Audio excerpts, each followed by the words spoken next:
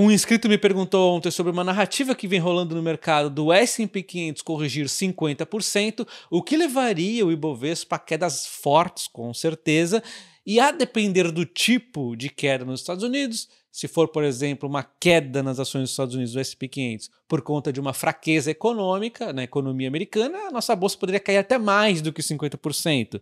Mas se for ali uma queda, de repente, uma correção por empresas tech, a queda provavelmente seria menor, mas ainda assim poderia ter algum susto aqui na nossa bolsa, um susto forte inclusive. Então a primeira coisa que a gente tem que entender é os tipos de risco, o que está acontecendo, e vou comentar também aqui em grandes linhas o que eu tenho feito, tá? E a primeira coisa que vocês têm que saber é que narrativas são criadas a todo momento, e a grande maioria das vezes elas são fracassadas, mas o pessoal fica lembrando daquele que foi acertado, né? Puxa, daquela vez aquele cara acertou aquela narrativa, então eu vou comprar todas as narrativas dele. Só que ele erra várias vezes até acertar novamente. O Michael Burry, por exemplo, ele acertou nesse momento aqui, né? Ele apostou ali em 2007, ali mais ou menos contra os Estados Unidos, contra aquela crise de crédito que foi assertivo pra caramba, a bolsa americana caiu 54%, ele ganhou dinheiro pra caramba, ficou famoso, né? E tem um filme, inclusive, A Grande Aposta, que vale muito a pena você ver, um filme bacana pra caramba. Mas depois disso, ele já apostou algumas vezes contra os Estados Unidos e ele vinha errando. Inclusive, a mais recente aqui, ele encerrou aqui ao fim de 2023, onde ele vinha apostando constantemente contra os Estados Unidos, naquele monte de narrativa pessimista do mercado, e ele fez aqui um all-in, né, entre aspas, contra os Estados Unidos e perdeu 640 milhões de dólares. Ele colocou aqui em posições vendidas 1,6 bilhão, e teve que desistir, porque simplesmente as ações não pararam de subir e a economia americana se mostrou forte, mesmo com a taxa de juros a níveis altos, mesmo com algum momento ou outro, dando algum sustinho ali e outro aqui em relação à economia. A economia conseguiu superar tudo isso e as ações foram junto, né? E se a gente pegar mais recente, olha só, o JP Morgan, 2024, 21 de maio, ele falava que a bolsa, o S&P 500, ia cair 20%. Em julho, eles deram adeus ali ao pessimismo, né? Então, a gente vê, olha, Michael Wilson também vai cair mais 15% até dezembro. E assim vai, né?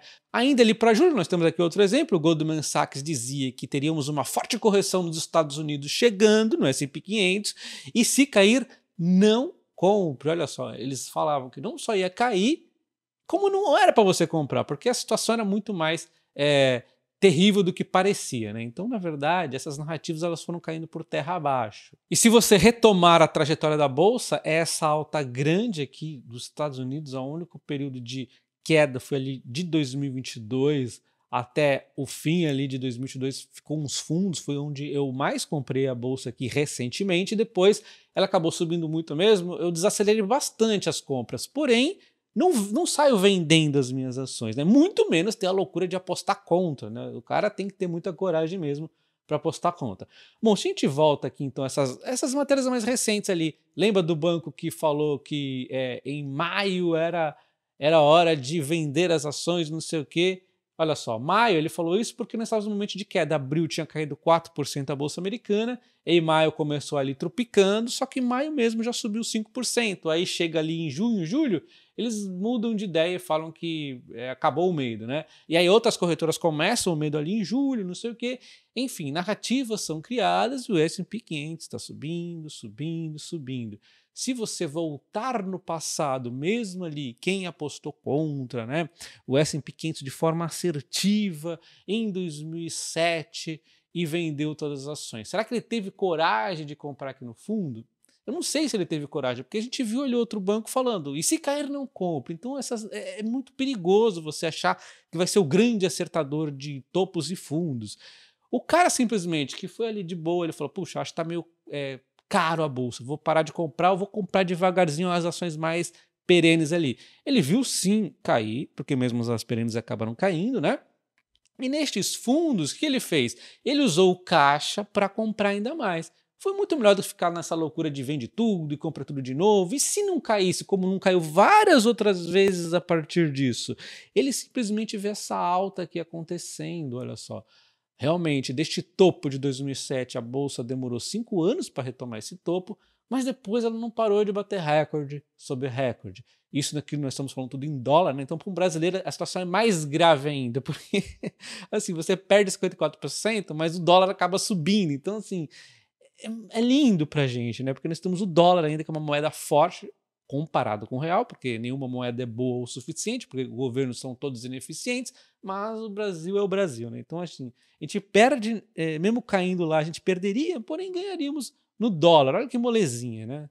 Bom, então esses 5 minutos iniciais foi só para mostrar para vocês que narrativas são criadas o tempo todo e muitas vezes por pessoas com grande nome e conceito no mercado, mas a maioria das vezes essas pessoas erram, tá? Agora a gente vai entender o que está acontecendo na macroeconomia e entender os riscos para o Brasil também. Vamos dar uma olhadinha rapidinho no Brasil, né? Então vamos dar uma olhada em alguns indicadores importantes da economia que saíram hoje nos Estados Unidos, inclusive aqui o PCE, que é o índice de preço de despesa ao consumo, não é o índice principal de inflação dos Estados Unidos, mas mostra aqui números bacanas, de 2,5, onde era esperado 2,6, um número positivo que favorece ali a queda da taxa de juros. Lembra-se que inflação menor favorece ali o Banco Central a diminuir a taxa de juros. Temos o núcleo de preços dessa mesma inflação PCE vindo também abaixo, que o núcleo mais importante também veio abaixo, 2,8 do esperado 2,9. Né? O IPC, que seria o principal, nós vamos esperar ele ser aguardado aqui, ó, ele ser divulgado dia 11/9. Tá? Outro grande medo do mercado que volta e meia surge é uma recessão nos Estados Unidos, que esse seria o ponto mais severo, onde teríamos quedas fortes lá, problemas econômicos nos Estados Unidos, e a queda da bolsa aqui no Brasil também aconteceria e poderia durar bastante tempo nos fundos, né? Poderia ser quedas bastante fortes. E nós temos aqui o PIB dos Estados Unidos vindo em 3% do esperado 2,8%. A economia dos Estados Unidos está crescendo novamente acima do projetado, e 3% é um bom crescimento. Isso aqui indica que as empresas estão crescendo também junto, provavelmente, porque é um indicador do crescimento do país. Quem mais faz o PIB crescer de um país são as empresas. E no último divulgado foi 1,4 de 2 projetado. Isso foi o suficiente para o mercado fazer o caos. Não, que a recessão nos Estados Unidos, as bolsas caíram, né, tiveram fortes correções. Isso por conta de um PIB abaixo que agora já vem acima, já corrigindo parte desse medo do mercado. E aí nós temos o seguro de desemprego, que poderia ser um risco também se o emprego começar a desandar demais nos Estados Unidos, e veio em linha com o projetado, 231, era projetado 232, ok, em linha com o projetado, também em linha até com o dado anterior aqui, né? Enquanto o payroll, que foi outro ponto de decepção, ali, esse é o relatório de emprego mais importante aqui nos Estados Unidos, onde ele veio abaixo, veio 114 do projetado de 176, e aqui que foi realmente acendeu o alerta, né, junto ali do PIB, que já vinha vindo abaixo, aí vem o payroll, todo mundo ficou em alerta. E os novos dados do payroll nós ainda conheceremos no dia 6/9, tá? Então o PIB já foi divulgado, ele veio muito bacana. O seguro-desemprego foi em linha, o que pode indicar de repente um payroll que não vá desandar tanto assim, e ele será divulgado dia 6/9. Outro indicador muito importante, além do dia 6/9, é o índice de inflação, que eu já comentei com vocês, o IPC, e ele será divulgado então dia 11/9. Então essas são as duas datas importantes aqui. No primeiro grande teste, o PIB foi aqui acima do projetado. Só que mesmo assim hoje foi um dia de grande volatilidade na Bolsa Americana. Chegou a subir por um momento, depois caiu, depois ficou ali no próximo do 0 a 0. Isso por conta principalmente das empresas tech. E hoje o foco foi a Nvidia. Aí você deve estar pensando, caramba, a Nvidia decepcionou o mercado, resultado ruim, né? O lucro da Nvidia subiu 168%, tá? Só que ela caiu bastante, ela está caindo no momento 6,23%. Essa queda forte da Nvidia foi por conta de expectativas do mercado. Então o mercado começa a criar narrativas de que a Nvidia vai crescer, sei lá, 200% todo trimestre, aí é loucura, né? Não dá para acontecer isso. E aí acontece esse tipo de correções, a empresa mostra um guidance que é um guidance bacana, porém talvez também não esteja crescendo tanto quanto o mercado quisesse. Então, margem se assentando, desaceleração no crescimento, mas ainda assim a empresa crescendo muito forte, indo muito bem, mas não é mágica, não dá para você crescer sempre daquela forma, senão daqui a pouco ela vai ser sozinha maior que o PIB dos Estados Unidos. Não tem como você crescer infinitamente daquela forma, né? Então a gente volta aqui na Confiro e eu vou então ver o que aconteceu com a Nvidia. O S&P 500 no 0 a 0 e a Nvidia, NVDA, né? Olha só, tá caindo aqui 6,10%, mas olha o que aconteceu com ela, ela disparou de uma forma assim astronômica, né? Vamos ver aqui em percentual.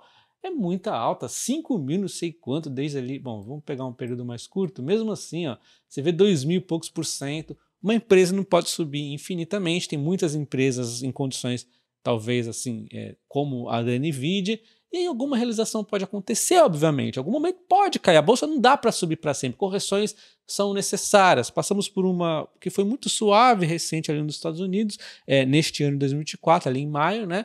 Precisa talvez uma de um pouquinho mais forte, e é natural, mas correções desse tipo, você vê que assusta sim a bolsa brasileira, mas não tanto. O problema vai ser se a economia dos Estados Unidos desandar. Eu não estou vendo isso acontecer. Está caminhando para a economia resistir e abaixarem a taxa de juros americana, que hoje está em 5,5%, que, aliás, é uma ótima forma também de acabar ganhando ali renda com a renda fixa americana, né, em dólar. Então a gente já vai dar um foco aqui no Brasil, mas antes eu gostaria de comentar com vocês que vocês poderiam estar ganhando em dólar tanto na renda fixa americana quanto na renda variável, né?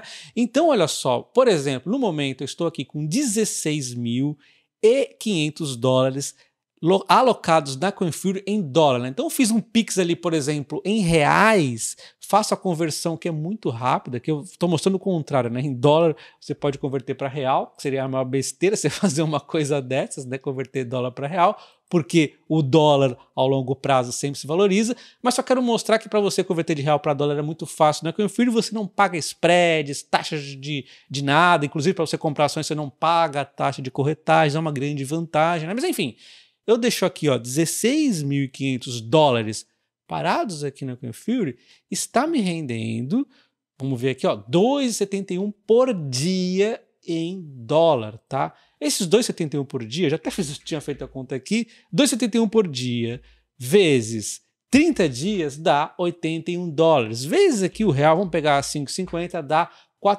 aproximadamente 450 reais por mês que eu estou ganhando aqui só para deixar esse dinheiro parado ali na CoinFury, né? E aí, óbvio que eu vou, se eu não comprar ações no período, automaticamente ele vai estar reinvestindo, está fazendo o efeito bola de neve na renda fixa. Eu já disse inúmeras vezes para vocês que o efeito de bola de neve na renda fixa não é daquele que eu gosto mais, porque ele é muito pequenininho, né? Mas ainda assim nós estamos falando de dólar. O dólar a longo prazo ganha muito do real, então é sim muito bacana. Porém, o meu objetivo aqui não é fazer essa bola de neve e ficar muito tempo aqui na renda fixa, é esperar exatamente essas tal quedas aí que o pessoal está falando e aí sim comprar mais forte ainda. Eu não estou vendendo as minhas ações, estou, na verdade, comprando devagarzinho, bem devagarzinho, esperando grandes quedas aconteçam para comprar mais forte. Olha só, vamos aqui ver na minha carteira trading, que é onde eu compro as ações de fato, e aqui vocês viram que eu comecei do zero com vocês. Tem uma carteira antiga em outra corretora que está lá parado, não estou mexendo nada lá, só estou comprando aqui com vocês. Tudo que eu compro no exterior eu estou comprando aqui desde o dia 21 de junho, eu estou comprando. No momento eu estou com um lucro aqui de, na verdade, vamos tirar a criptomoeda, que eu estou com prejuízo na criptomoeda nesse período recente, né? Então, em ações, eu estou com um lucro de R$ 338 desde o dia 21 de junho. Algumas eu até abri ali em julho, fim de julho a posição. Bom, outro dia a gente pode se estender um pouco mais aqui no exterior, mas se você está pensando em abrir essa conta na CoinFury, já aproveitar o rendimento, seja em dólar ou seja nas ações, na descrição do vídeo eu vou deixar o meu link, o meu código de boas-vindas, Top Ações, para você concorrer a ganhar até R$ 1.250 em ações do Banco do Brasil. Então você, de repente, começa a investir lá, seja em criptomoedas, seja ali em ações do exterior ou próprias ações do Brasil, e já ganha aqui, de repente, já de cara R$ 1.250 em ações do Banco do Brasil. E olhando agora para o Brasil, a gente encerra o vídeo com chave de ouro, né? Mostrando que as narrativas elas são malucas do mercado. O Ibovespa hoje cai 0,95 pontos percentuais, o dólar sobe 1,16, sendo que os dados macroeconômicos dos Estados Unidos foram bacanas, no Brasil também foi ok ali, nada assim que possa assustar. E aí a gente vê os títulos do Tesouro subindo também, as taxas, tudo isso indicando que é por conta do nome escolhido para o Banco Central, o Galípolo. E o Galípolo, ele vem de discursos assim cada vez melhores, ele vem com discursos positivos. Pode ser que ele depois, na hora de assumir, ele realmente vá cair ali nas falas do Lula e fazer tudo errado? Pode ser. Só que o fato é que os nomes que nós tínhamos na mesa muitos deles eram de maior risco, né? Principalmente pensando que é o Lula que ia escolher, a chance de vir um nome pior que o Galípolo era muito maior. Então, na verdade, eu entendo o nome do Galípolo com alívio, né? A gente já vai ver o que ele vem falando, mas olha só, é um alívio, e o mercado vai reagir de forma negativa, como se fosse uma grande surpresa que o Campos Neto fosse sair. Parece que eles achavam que, não, achei que o Campos Neto era vitalício o cargo. Não é. Então, assim, óbvio, se fosse... Eu prefiro manter o Campos Neto, mas não tinha essa possibilidade, era 0% essa possibilidade. Então, dado o cenário que nós estávamos, foi positivo, só que o mercado ele reage de forma negativa. É maluco isso não tem nexo, né? O Galípolo ele falou recentemente sobre a inflação. Nós temos ali a inflação de 3%, uma meta de 1,5% para cima e 1,5% para baixo, né? Ele falou o seguinte: as bandas existem para amortecer choques temporários, como os eventos climáticos ou choque de oferta. O Banco Central tem que perseguir a meta de 3%. As expectativas hoje se encontram acima dos 3%. Isso é um discurso muito bacana, porque não só ele diz que tem um compromisso com a meta da inflação do Banco Central, que é o principal objetivo do Banco Central, né, na minha visão, ele ainda diz que não devemos ficar contando com aquela margem para cima. Isso é um discurso super bacana, né? Ele vem fazendo vários discursos desse tipo, só que o mercado, na hora que ele é escolhido, né, acha que ele é ruim, sendo que, na verdade, ele vem com discursos melhores. A confirmação do nome dele é um alívio, dado alguns nomes que estavam pintando ali, né? Caramba, qual o nexo disso? Nenhum, né?